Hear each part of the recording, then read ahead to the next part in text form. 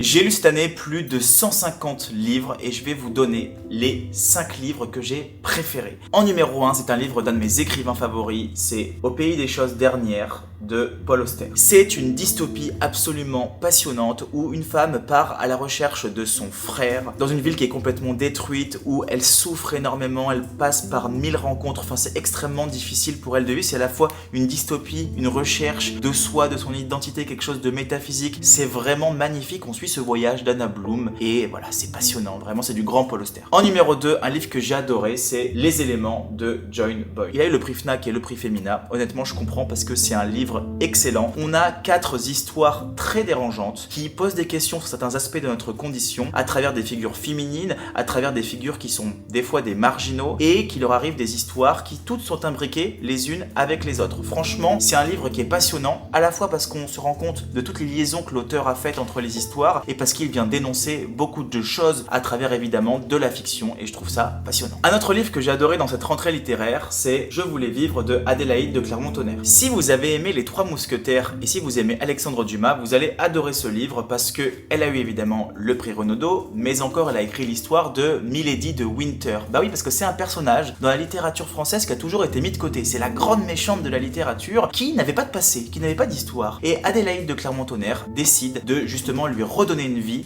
de lui donner des explications, non pas pour pouvoir l'excuser, mais pour pouvoir comprendre comment est-ce qu'une femme peut devenir du jour au lendemain, après tout ce qu'elle a vécu, la plus grande méchante de la littérature. Et bien l'histoire est ici. C'est l'un des livres les plus importants pour moi cette année, L'appel de Leila Guerriero. C'est un livre absolument fondamental qui revient sur l'histoire de Silvia Labeyrou, qui est une femme qui a été emprisonnée pendant la dictature de Videla en Argentine, qui a vécu la torture, qui a vécu tous les adjectifs qui définissent la souffrance que cette femme-là a pu vivre dans sa vie. C'est une histoire qui est passionnante, qui permet de montrer un penchant de l'histoire qu'on connaît évidemment assez mal en France. Et tout cela à travers de la non-fiction, c'est une histoire vraie mais qui est très romancée, c'est-à-dire avec une puissance narrative très forte, et c'est vraiment génial. Et enfin un dernier évidemment, c'est mon coup de cœur de cette année, Un lieu ensoleillé pour personnes sombres de Mariana Enriquez. Elle aussi c'est une écrivaine argentine qui écrit un recueil de 12 nouvelles qui mélange à la fois le fantastique et à la fois le réel pour dénoncer la condition de la femme, la manière dans laquelle le corps de la femme est perçu. C'est vraiment